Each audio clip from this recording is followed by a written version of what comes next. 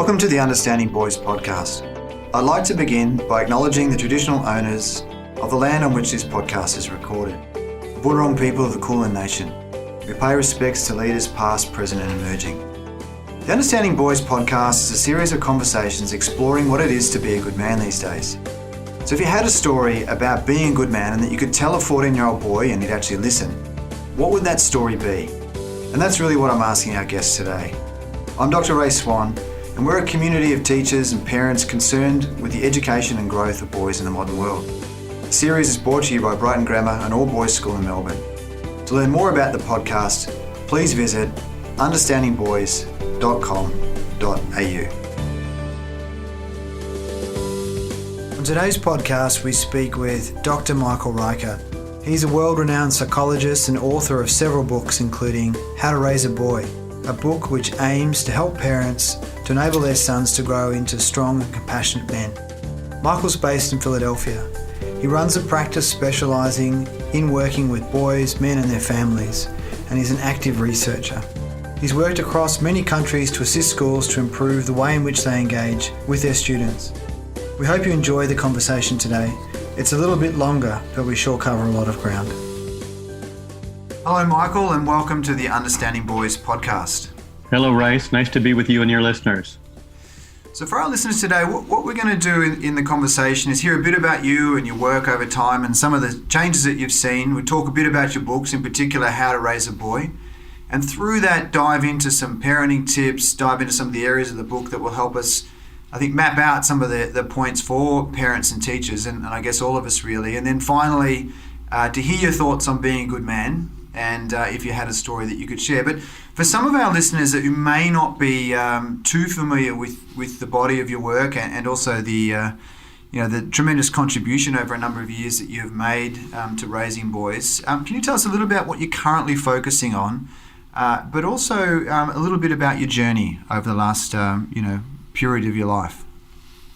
Yes, I appreciate the question because it has been a journey. It's been a long journey. I am a psychologist and tended to work in schools and have had two children of my own, two sons actually.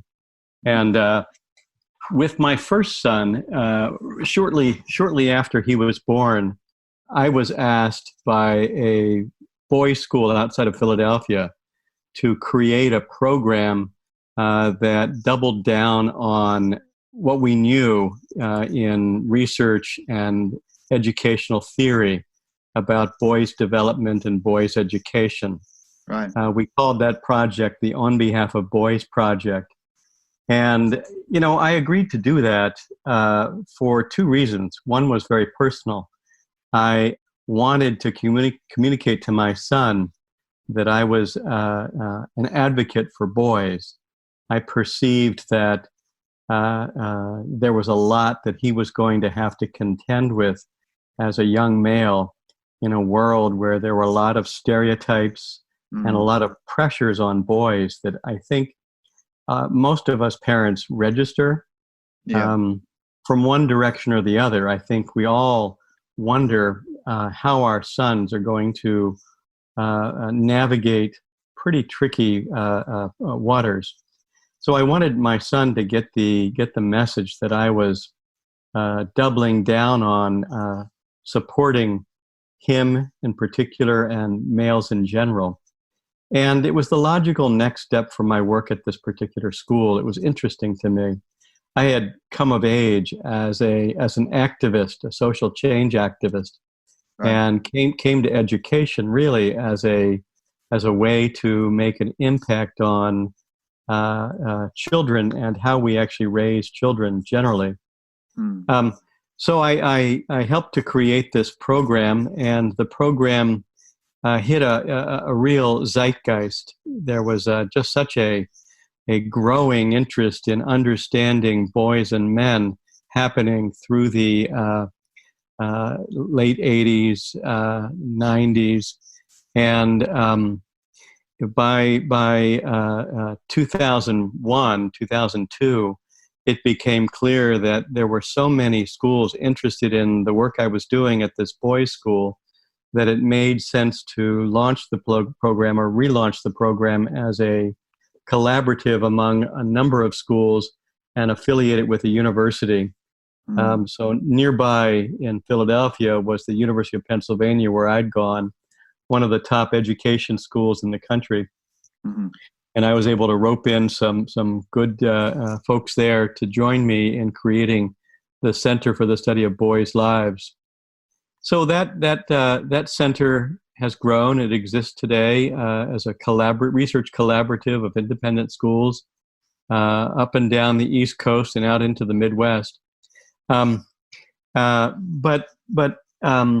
while I was doing the work of the center, the International Boys Schools Coalition reached out to me and asked me if I would be interested in conducting research on what was working in boys' education. Yeah. You know, we were all hearing these alarms about boys falling behind and fewer boys making it to university or making it through university, and we were all growing aware of the gender achievement gap that was showing up not just in the U.S. but in countries around the world. In the U.S., it's actually been true since 1900 that girls have gotten better grades than boys. Mm-hmm. And that actually begins as early as kindergarten, first grade. And that those early achievement gaps actually grow larger as boys progress, as children progress through school. So we were all hearing those alarms, and in a knowledge economy, those alarms are quite consequential. But we also were aware that in every school, some boys are actually doing just fine, really, really engaging and being turned on and really, transformed by their educational experience. And so we wanted to build a theory of boys' education from the ground up by interrogating those stories of success. So I reached out to a partner, Richard Hawley, who had been a longtime educator of boys and a former headmaster of a boys' school out in Ohio. And he and I conducted a survey, an online survey with follow-up focus groups, 18 schools, about 1,500 boys, and 1,000 teachers, grades 6 through 12. Right. And we asked one simple question. We asked, what's been working? Yeah. Okay. So, you know this story, Rice, but basically the one study led to a second study that led to a third study that led to, working with a number of schools to implement the findings of those studies. Yeah. And ultimately, I felt like we had discovered something really, really important and largely overlooked about boys, and decided that there was such resonance for that insight about boys that I wanted to extend the perspective of that insight into a book about parenting boys, raising boys. Yeah. And that's the most recent book I've written. So I have a clinical practice. I consult at a boys' school. Yeah. And I conduct research, run a research center that's connected to the University of Pennsylvania. That's kind of and I have two sons, and now I have a 2.5-year-old grandson. Yeah, wow! Congratulations for that. That's amazing. And look, I guess the beauty of what you've just described is, and something I think that we love about what you do, Michael, is that you are so interconnected, and I think, having the connection into a school, into the community. Having the rigor that surrounds the work, coming from a research and evidence space, and then still being someone who's on the ground.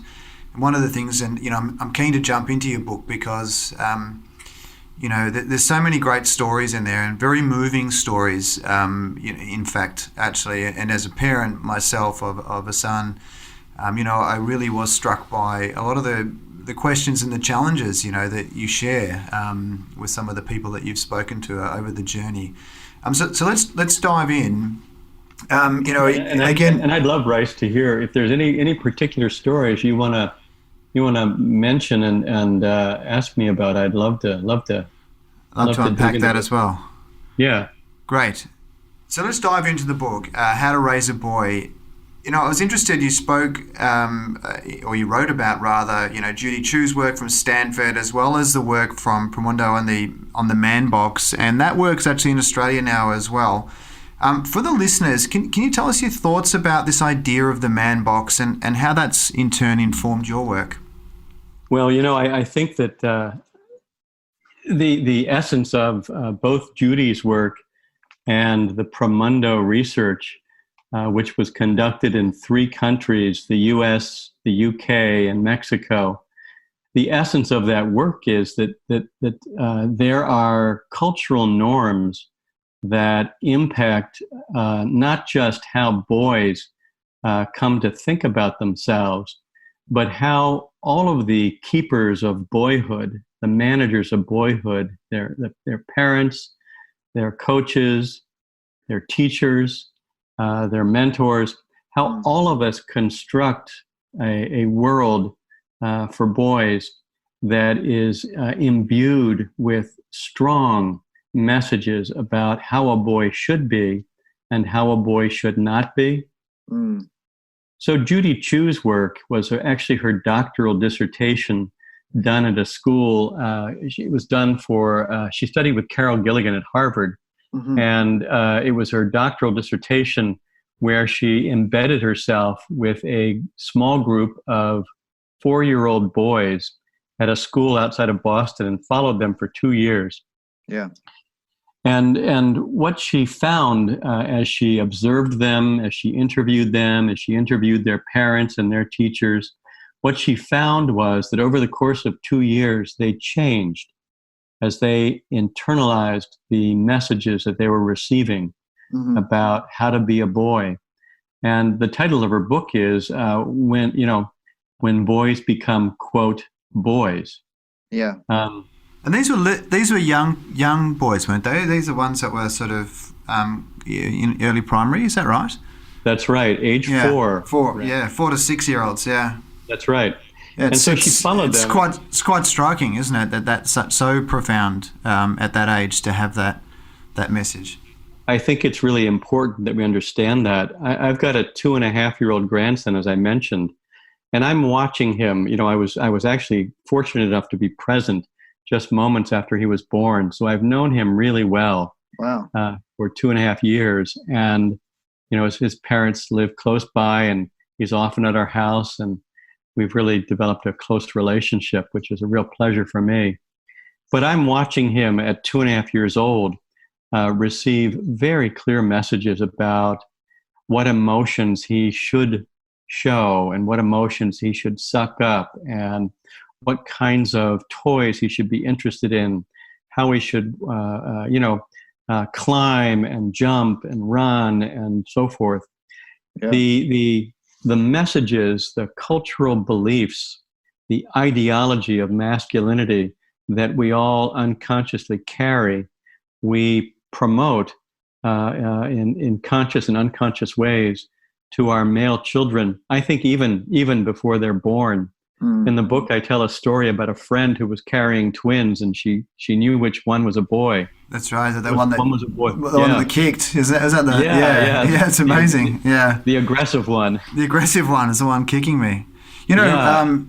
Michael, in the book as well, you talked about in this space, in the sort of the man box space. It's a bit later in the book, but you talked about this idea of spoiling masculinity somehow, and that is that if we are, just for the listeners, if we're too close to our sons, we might, and these are my words now, but we might spoil the strength of them or make them dependent. And, actually as a dad, I remember having that thought. I was a bit shocked when I had it, but I remember thinking, with my own son, I don't want to be too close to him necessarily or too soft on him, and do I need to distance, or how do I manage that? Because I actually just love, holding him and, just love the joy of wrestling, that sort of beauty of those early years. And I remember thinking, boy, I've really got to watch this, because how do I and how am I with my boy as he gets bigger and stronger? And am I, is there a cultural force on me somehow sort of suggesting that, I need to somehow, model stoicism and distancing.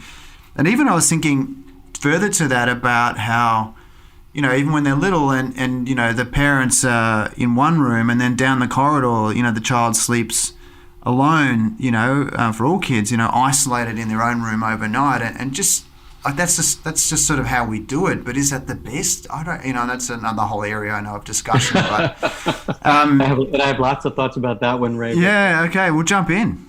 Well, just to your point, your earlier point, all of us parents, the thrust of the insights from my research, listening to boys and hearing what works for them, seeing in my clinical practice what actually enables a boy to flourish. What we know essentially is that human minds are wired to connect. And yet what we reproduce consciously and unconsciously in boyhood is the ideal that boys should become the Lone Ranger, that they should strive to be independent and strong and not scared or sad or vulnerable. We promote that in all kinds of ways, including our own discomfort over being close to them. You reference what one journalist here in the U.S. has called the mama's boy myth. Right. The fear that if mothers in particular keep their sons too close, they risk really undermining their boys' achievement of independence and strength. And that affects mothers and fathers to such an extent that some researchers have identified a phenomenon that, using fancy language, is called the traumatic abrogation of boys' holding environments. Yeah. Which basically translates to mean abandonment. And we find that it's normative for families to, in a sense, nudge their sons out of the nest before the sons are really developmentally ready to be independent, because it's reassuring to us. It calms our fears if we see our boys running off down the street by themselves or being bold and adventurous, and it worries us if they're dependent or clingy or whatnot. And one of the big fears that's current in our culture is the idea that masculinity is being compromised in an era when millennial males in particular are claiming more access to emotional expression and so forth. And we're just in a real period of, I think, tumult, where we're transitioning from an old model that was largely, I think, erroneous, to a new understanding of boys as relational and emotional creatures, like all human beings. Like all of us, like in that, and we go back to what we know about the fundamentals of motivation and, being related and connected are also, so much part of the human condition. And it's interesting later in the book in terms of boys and their bodies. So we send them out, but then we send them out into these kind of sports or the games that they lose, where, and as you wrote in that chapter, that, masculine socialization trains boys, and I'm actually reading from the book, trains boys to disconnect from their bodies, regarding them mainly as something to be operated, at sport, at work, and so on. And that idea, isn't it, about, on one hand, we send them out, we isolate or disconnect, and then we sort of set up these patterns of behaviour, which I guess Pramondo would describe it, potentially as the man box, and living within this set of beliefs and values that then lead to and seem to correlate with, really negative outcomes in terms of, general health outcomes, in terms of social connectedness, in terms of, developing healthy identities that, might be, diverse, or, celebrating and recognizing, real differences, amongst men. Yeah, that was Well, two things I'd say. The first is that in the Promundo Manbox study, one of the most troubling findings from their survey of about 1,500 young men, 18 to 29, in each of three different countries. The U.S., of course, was at the most extreme end in the negative side of their findings. But what they found was that 69% of the males in the U.S. who were surveyed indicated that they received messages about manning up, about adhering to conventional masculine norms from their parents. That's why I was saying to you earlier that we all carry these ideas and stereotypes, these myths in our hearts. Generation to generation, we tend to perpetuate them unless we become more aware of ourselves. And in some ways, to go back and review how we learned what we believe to be true, whether it's based in real developmental science or whether it merely represents prejudice that we're perpetuating.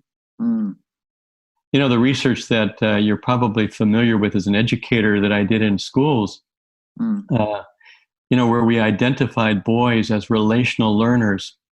The funniest thing about that research, we in that first survey, we had 1,000 teachers, and we asked, what worked. And the teachers, we asked 1,000 teachers, 1,500 boys. We asked what worked. Lots and lots of agreement between what the teachers said worked and what the boys said worked in two very particular sort of overarching themes. But a third theme, we didn't hear from the teachers. We heard it almost exclusively from the boys.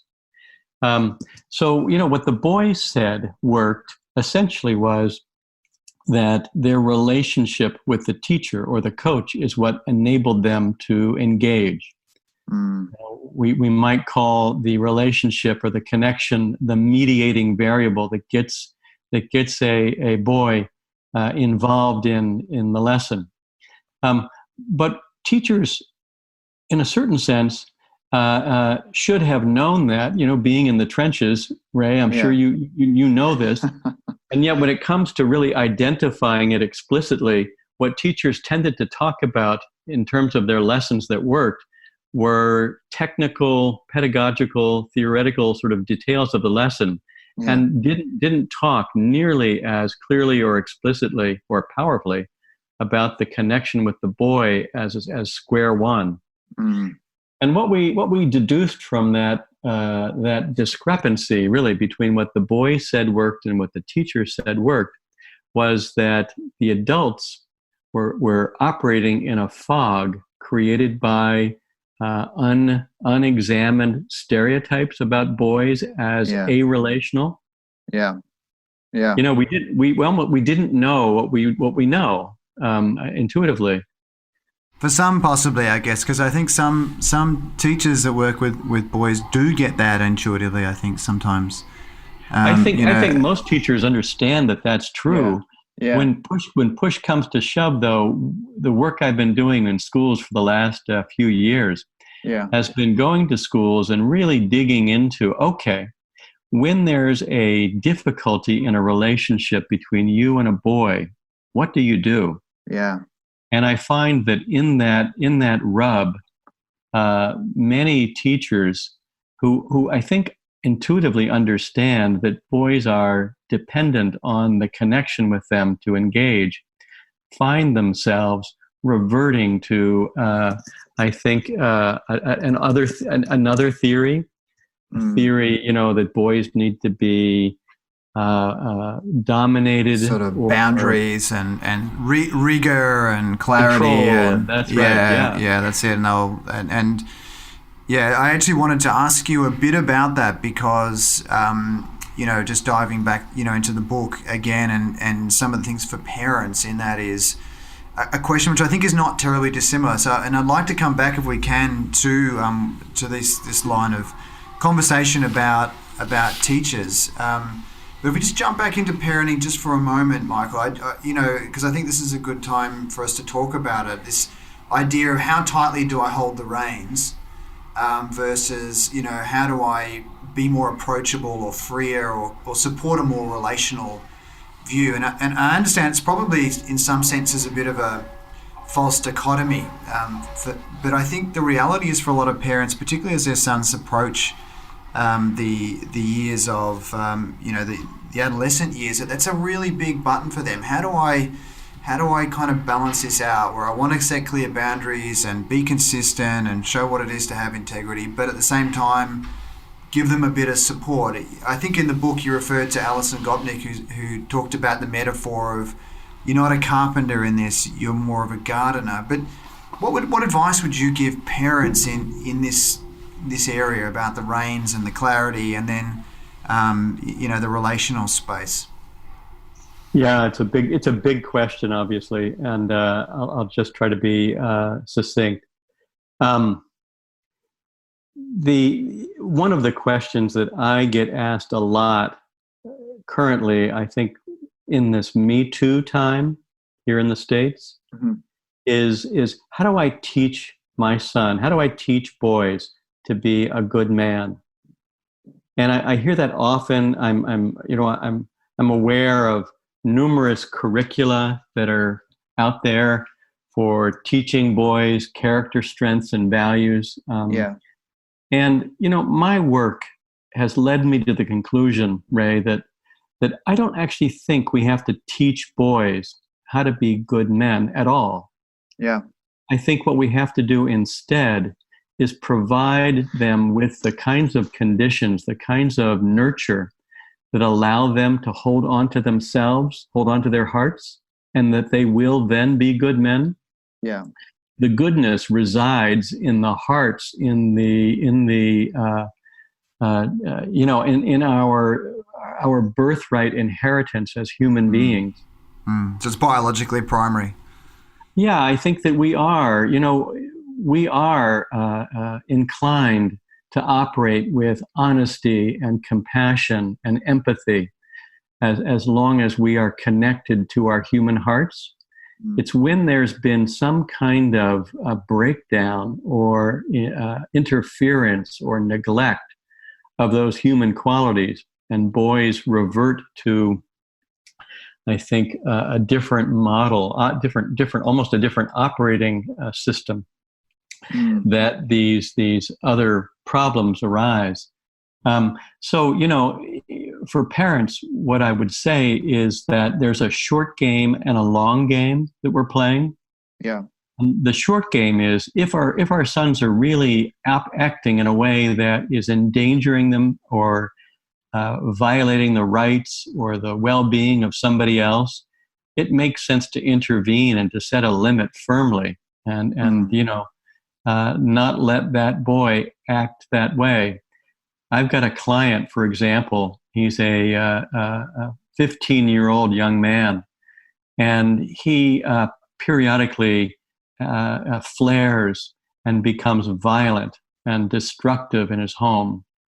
And I took a very heavy hand with him and his parents, really coaching them to essentially say, we're not going to allow this. It's damaging to our family, the values we stand for, and it's really not good for you to come to think of yourself as a violent or abusive person. That's not who you are, and we can't allow that. And we'll do whatever we have to do to interrupt it. So I can be quite strong when we're playing a short game, but the long game is the one that we're really trying to play with our sons and the boys in our schools. And the long game is really to develop their own self-regulation and cultivate their own exercise of virtue. And the way we do that isn't by dominating them or teaching them, inculcating them with some, message about how they're supposed to be. It's not through shaming them or blaming them or punishing them. It's really by enabling them to reconnect to the goodness that's in their hearts, largely, I think, by creating an opportunity for them to get off their chests the tensions, the fears, the anger, whatever it might be, the emotions that are driving them away from themselves. Yeah. Most boys have had to basically cut themselves off from their emotional expression. We call it the feeling rules that they follow. Yeah. And unfortunately for most males, the only feeling that we're allowed to express publicly is anger. Mm. But, all the sadness and all the fear and all the shame and all the humiliation, all the embarrassment that every human being feels, for boys, most of that is kept inside, and it grows and threatens our ability to regulate ourselves. So the point of setting a limit with a boy isn't to dominate him into conformity. It's really to invite out into the open whatever upset is driving him off course. Mm. And then the parent's job is to be the listener, the emotional container, the one that basically welcomes whatever the boy needs to express, whether it's, he got bullied at school today, or he disappointed himself by getting a bad mark on a test, or a coach doesn't like him, or a girl rejected him, or, whatever it might be, whatever difficulties he's encountered and the emotions that it generated, he needs some place to take that. Yeah. And instead of taking it, into the realm of emotional expression, for many boys, they act it out, and they need the opportunity to, I think, push up against something, find that it's unyielding, and behind that, allow themselves to well up with the emotional force that they're carrying and work it out. That makes sense to you? Was that clear? Yeah, absolutely. And I guess one of the keys in what you're unpacking there, I think, is obviously creating the right conditions. And I think the long and the short game are really helpful for parents, because I think sometimes the short game feels like it's going to be the long game, and it's especially a lot of the parents that I work with. It's like, well, is it where's my son gone? This boy that, particularly for the adolescent era, what happened to that boy who did these things and spoke to me in this kind of way, and that's really shifting and changing. And I think, as we hold a light into the person that he really is and the person that he is also becoming, that language around the short and the long game is a really great takeaway. So thank you. And the other thing I wanted to mention in your response, it's come up in a few of the conversations that we've been having with other guests, which is around shame. And in other conversations, I've mentioned the work of Australian investigative journalist and writer Jess Hill and her book, which investigated, male violence and the link to shame. We know it's a massive driver for boys, men, and young men.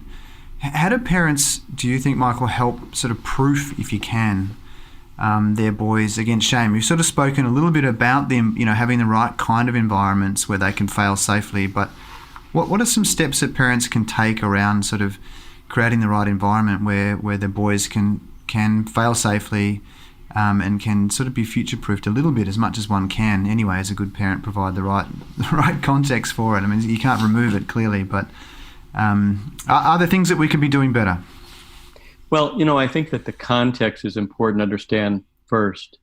And yes, then I think there are specific things that we parents can do. The context, though, is that the cultural norms of masculinity are such that every male feels like he falls short. He doesn't measure up. He's not the ideal man that our culture promotes, and our culture promotes it in every imaginable way. I'm part of a boyhood campaign. I'm an advisor to Promundo's conducting a boyhood campaign, and they're beginning with research that's examining the top 25 TV shows that boys watch, and they're going to segue then to examining the images that are contained in the top video games that they play. Yeah. And what they're going to find is that the types of stereotypes that are presented in those shows and in those video games, perpetuate certain ideals about what it means to be male. And most boys will feel that they don't fully measure up. And so when a boy feels like he longs to be close to his mother, for example, when he's being told that he should be independent, or when a boy feels scared playing a soccer or a football game, when he's told that he should be courageous and brave and bold, when a boy feels disappointed and wells up with tears, when he's told that he should not be so emotional, and on and on and on. Most boys internalize some sense that they are falling short and feel shamed about those parts of themselves that don't fully conform to the masculine ideal. And so that shame lays a foundation that makes boys particularly vulnerable to being shamed. No. Okay. Yeah, that's interesting. Yeah. And the problem with that, I think, is that so consequently, particularly in their peer group, but unfortunately, I think also throughout the culture of boyhood.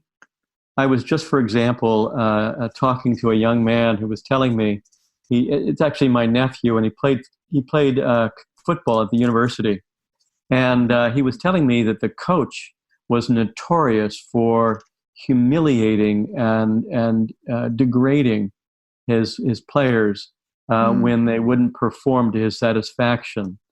He was abusive in the extreme, and that this had been going on for 25 years. Finally, the coach was excused, but my nephew was telling me some of the stories of what he endured as a medium player, not a star player, but the kinds of ways that the coach would, insult his masculinity and so forth. That kind of attack on a boy's sense of himself, unfortunately, is ubiquitous in our culture. It comes at the hands of peer groups.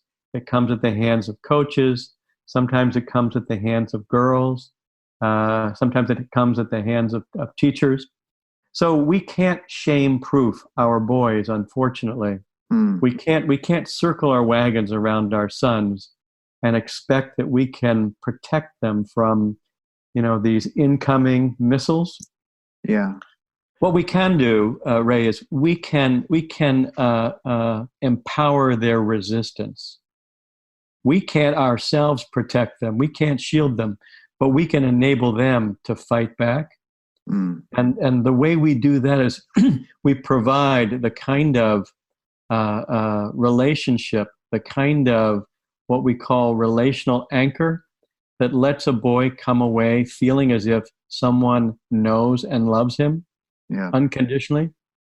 And if we provide that to our sons, if we let them know that we are proud of them, that we think they're swell, that we know them really well, that we're going to stick with them through thick and thin, it emboldens them and it holds them to a core sense of self that allows them to fight back, to resist peer pressures or other ways in which the masculine norms threaten to pull them into deeper conformity, pull them essentially into the man box.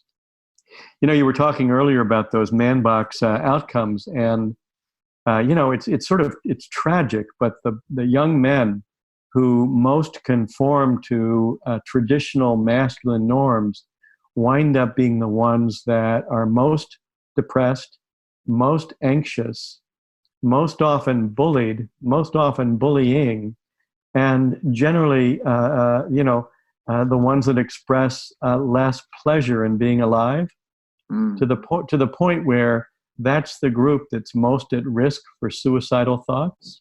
Being confined, being unable to relax and be ourselves, I think, is a really unpleasant condition, like being in jail. Yeah, absolutely. And as you're speaking, I'm thinking about some of the qualities that that it takes to be a good man these days. And I guess, from what I'm hearing, one of the things that you would say is being self-aware, I guess, and starting to maybe see. I'm putting words in your mouth now, but is it about starting to see some of these patterns and being aware of some of the needs that we have in terms of being more connected and being more aware of, I guess, the sort of factors that can influence us and can impact on our sort of sense of identity. Would you agree with that, Michael? Well, I love your words, Ray. I'm glad you put them in my mouth. But what I would say is that that's one thing I got right today, and I'm very pleased it happened. I lead an emotional literacy course at a boys' school and work with 16, 17, and 18-year-old young men in that course. And today was actually the first meeting of the year, new school year here in the U.S. And part of what I do each time we get together, so today it's a voluntary program. Young men come come during lunch. We offer them pizza. And we spend about an hour and a half together. Yeah. And what I do, in addition to talking a little bit about topics that I know will be helpful to them, is I'll do and I'll always include time for them to pair off and take turns listening and talking to each other as a way to practice emotional literacy. Mm-hmm. But I find it very, very useful if I do a demonstration. And I'll pick one young man, a volunteer, and the whole group, and today it was about 50 boys, will listen to this one person talk about whatever comes to his mind. Today, the topic I talked about was boys' relationships with each other and how important it was, if they're going to be able to listen to each other, that they overcome the mistrust that's been generated by experiences of being bullied or shamed or teased or dominated by each other over the years. Yeah, in their peer culture.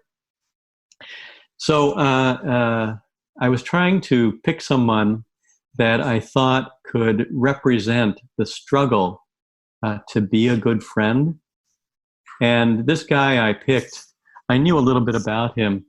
And he got up and he proceeded to tell a story about how important his friends are to him. I love my friends, he said. They're my family. I live with my friends. Mm-hmm. And then he said that he had made a mistake and hurt one of his best friends very badly this summer. In actuality, what happened was he fell in love with his best friend's girlfriend. Wow. And he talked about, in a very, very pained way, talked about how disappointed in himself he was. How he said, I hate myself. This is so uncharacteristic of me. I don't know why I did it.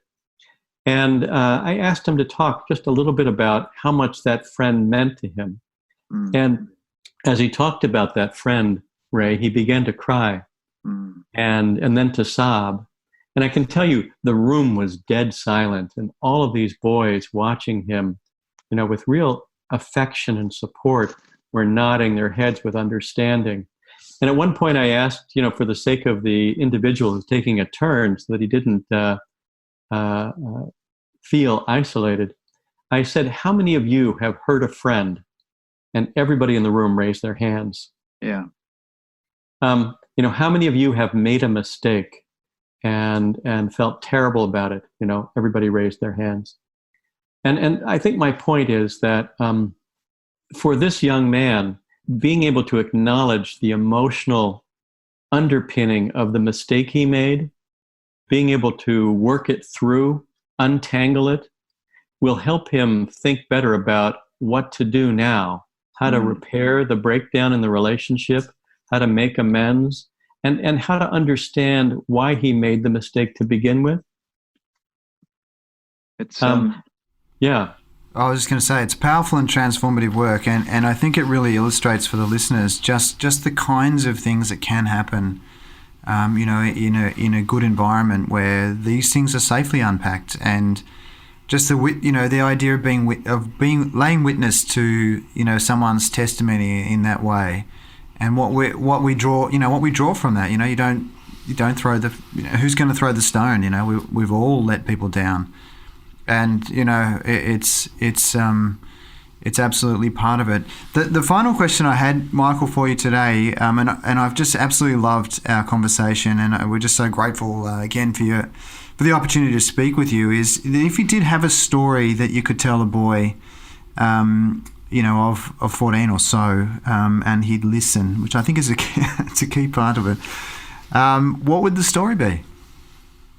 Well, I've really appreciated talking with you as well, and appreciate your listeners bearing with us as I go on and on. But after a long career, I think you've got a fair bit to say, and I think you've actually earned the right to say it. Absolutely. Well, thank you for that. But I told a story to the boys today to open up the session, and the topic. In general, I was trying to lay out the rationale for why we offer an emotional literacy program for them. And so I told a story about a young man who came to see me in my clinical practice yesterday. He's a 14-year-old boy, and he was brought by his parents, I think somewhat reluctantly brought, because they had discovered that he was juuling. Do you have that phenomenon in Australia? So you might need electronic cigarettes? Yeah, okay, right. Yeah, I think we call it vaping over here. Yeah, okay. So Juul is a particular brand, and it's so popular in the States here that's the euphemism. That's it. Yeah, right. Yeah. So he was caught vaping and lied about it, and they were doubly disappointed in that. And so they brought him to see me. And yesterday he was telling me that when they caught him doing this thing that they had forbidden him from doing, they punished him by grounding him for 3 months and taking away his electronics. Mm-hmm. And I was asking him how that was and how he did that. And he said that he was so angry with his parents. He felt so hurt at how he felt overreacted, how they didn't understand that everybody was doing it, how they simply came down on him like a ton of bricks, rather than invited him to disclose what pressures were operating on him and what did he think about it and so forth. And then I said, well, did you have a chance to talk about all of that with anybody? And he said, no, they took away my phone, so I couldn't really communicate with my friends, and I couldn't talk to my parents because I was mad at them. And I said, well, what was it like in your solitude? And he said that his thoughts turned quite dark, and even to the point where he began passively to imagine not being alive anymore. And I told this story to the young men today to make the point that we're not built, human beings, we're not built to contain such negative feelings inside the echo chambers of our own minds. And if we do try to contain them there, it's likely our thoughts will get distorted, we'll lose perspective. And so the reason we create an emotional literacy program for boys, the reason that it's important for boys to have the courage to get things off their chest and even to cry when they're hurt as a way of working things through. The reason that's so important is if they don't, they're likely to lose their minds. Yeah. So that's the story I would tell the 14-year-old, that it's just really important that he claim a right to express himself honestly and openly where he can.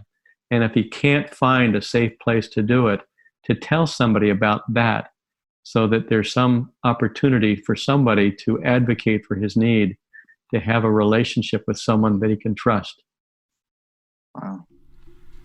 Thank you.